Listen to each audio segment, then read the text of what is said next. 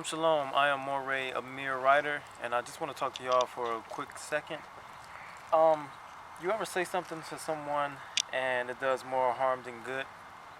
Or you ever, intended to get your point across, and in the effort of getting your point across, a lot of people became damaged by something that you said because you didn't think your words all the way through.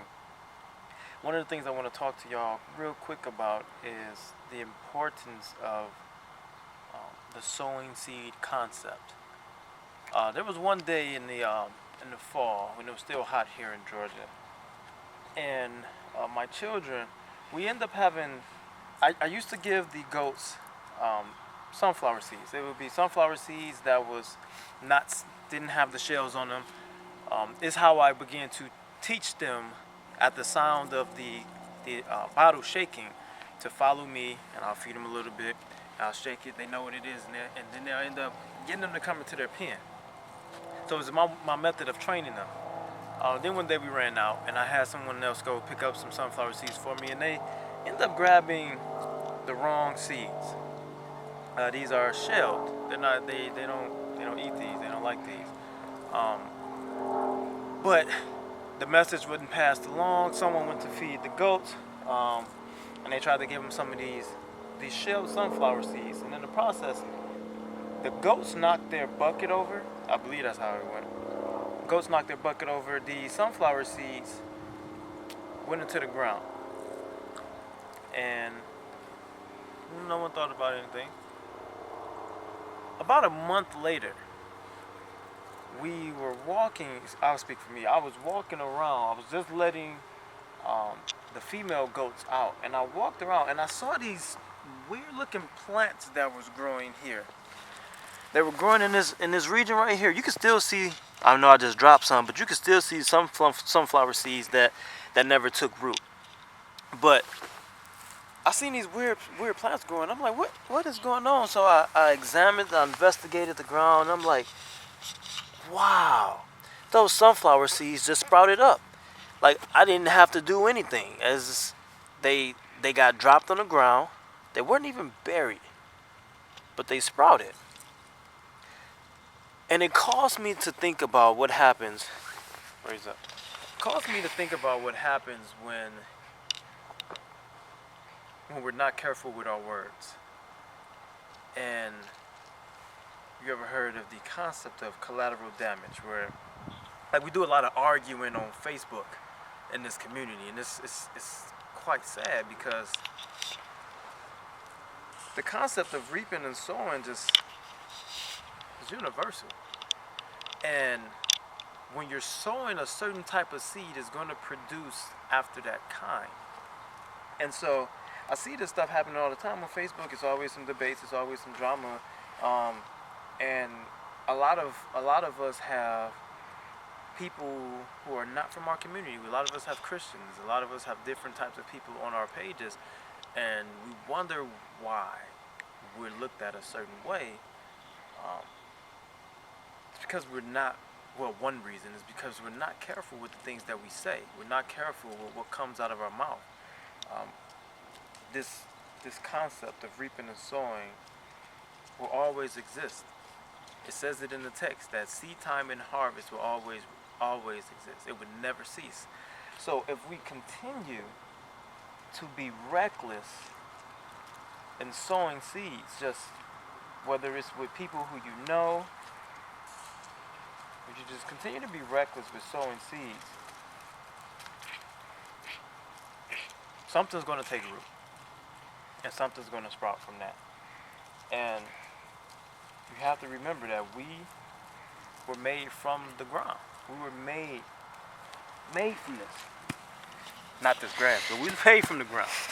So, in our efforts of trying to get our point across so adamantly, we are literally, the words are seeds. Thoughts are seeds, words are seeds.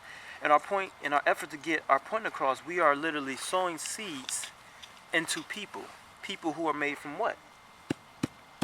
People who are made from this.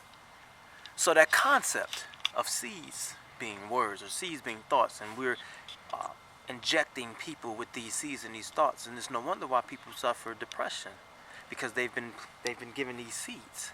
Some seeds have somehow, some way been planted and has taken root, or someone has. We've heard of word curses. That's because seeds have been sown in this body.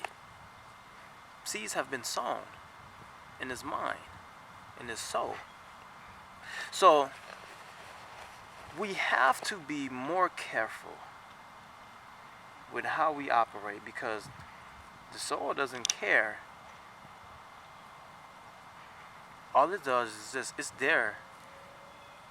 It's there to cause whatever is planted to grow. So you have to surround yourself with positive people. You have to surround yourself with people who are going to speak life and not death. We know that the word says that life and death lies in the power of the tongue, and we typically stop there. But then it proceeds to talk about those who love it shall eat the fruit thereof.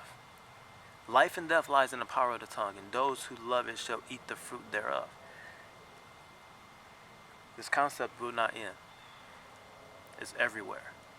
Seed time, harvest, sowing, reaping. You will reap what you sow. So when you're reckless with your words, there will be consequences. There will be repercussions. There will be collateral damage. There will be collateral damage that will occur. There's not much you can do about it other than be careful with the things you say. So one thing that I learned just as experience is that I've often heard that it's not what you say, but how you say it. And that's true. There's a lot of truth to that. But I would personally add, via my life experiences, is that it's not just what you say and how you say it, but also when you say it. That's just as important. Just as it's important to sow certain seeds in certain seasons, because those seeds will not sprout if they are sowed out of their season. It's just as important to know when to speak and when not to speak. Just because something's on your mind don't mean you got to go ahead and say something. So maybe it's not your time. It's not always your time. Don't be so quick to say something just because you feel something. There's a season for everything. Let me read this scripture real quick. Okay, so this comes from Ecclesiasticus. Some people don't count in scripture. Don't miss the point. It's still good wisdom. It says that there is one that keeps silence and is found wise, and another by much babbling become hateful. Some man holdeth his tongue because he have not to answer, and some man keeps silence knowing his time. A wise man will hold his tongue till he see opportunity, but a babbler and a fool will regard no time. That's Ecclesiasticus 20, verses 5 through 7. So it's very important that not only that we are careful with our words, but even when we have the right words to say, you can say them at the wrong time. You can say them at the wrong time. So be very, very careful of the things that come out of your mouth, because it's going to implant somewhere for good or for bad. And you will reap that harvest. You will reap it. Till next time, I'm Amir Ryder. Shalom, shalom.